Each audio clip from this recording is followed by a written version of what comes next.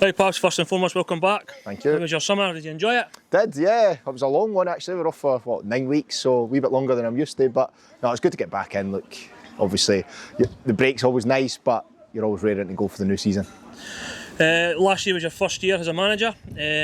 How did you enjoy it? And is there any takeaways you'd take from it? I really enjoyed it. It's tough. Obviously, like everyone tells you that, it's going to be really tough.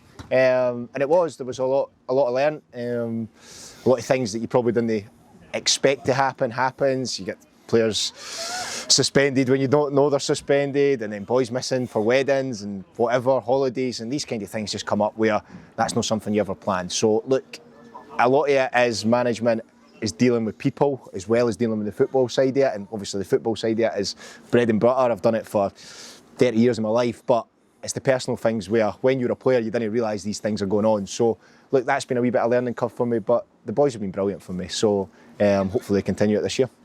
Obviously this year's the first year we've had quite a lot of continuity within the squad.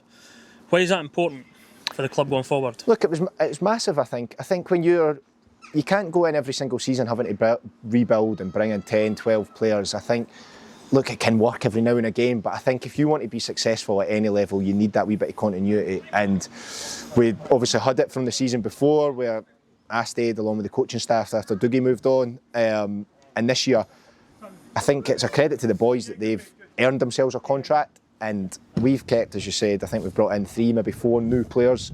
And the majority of the squad are here last year. And they'll all improve for having a year of Lowland League football under the belt. I think there's only probably Sam and Jack, and then obviously Big Nat's played at a higher level. Louis Milne now played at a higher level, but most of the boys that were here are young boys coming through or played at lesser levels and now making the step up. So a year of Lowland League football do them the world of good, and I think hopefully we'll see that this season.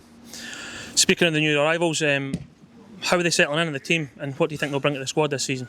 I think we've recruited well. We've obviously got our targets early. Both Ewan and Blair were 2 players that me and Nelly had spoke about probably February time. I actually seen Ewan last pre-season when I was out watching boys, and he was one that I'd wanted then. He'd obviously had a deal at Dunny Pace, and we had to be patient with that one, but we spoke to him and we had him agreed early. Obviously you have to wait until their seasons are finished and stuff like that to announce, but I think even today you've seen what Ewan brings. He's different.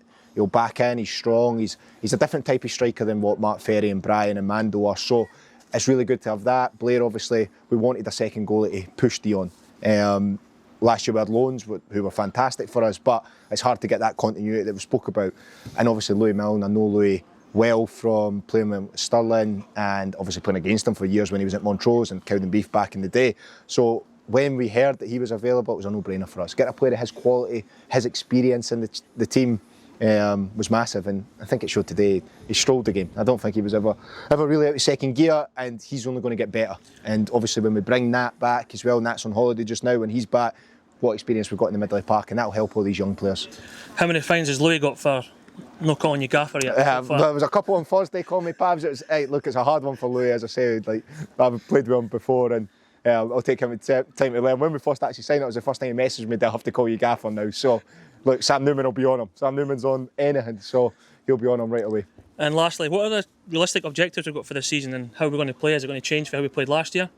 No, look, I think obviously we changed shape during the season last year, went to a back 3, and I think it helped us. That's the way we'll probably look to go. There might be certain games we might change that, but look, all the boys in the change room will tell you I'm massive on playing front foot football. It's got to be attacking football. I think we let ourselves down last year, never scored anywhere near the amount of goals I wanted, but that wasn't for lack of creating chances. I think if you look at the stats we had last year, we're one of the teams at the top end for creating chances, should have scored goals, we just didn't take them. We need to be more ruthless, and look, even in today's game I think we should have been more ruthless. We obviously won the game 3-0 pretty comfortably, but it should have been a lot more, and that's something that we're going to have to do better during the season. So look, I don't like to put aims on anything because I don't want to go and say we're going to finish here and things go against us, but look, we'll need to be better than last year. It's as simple as that. Cowdenbeath's too big a club to be finishing 10th, 11th in the Lowland League. So look, we'll be trying to get into that top 6 or 7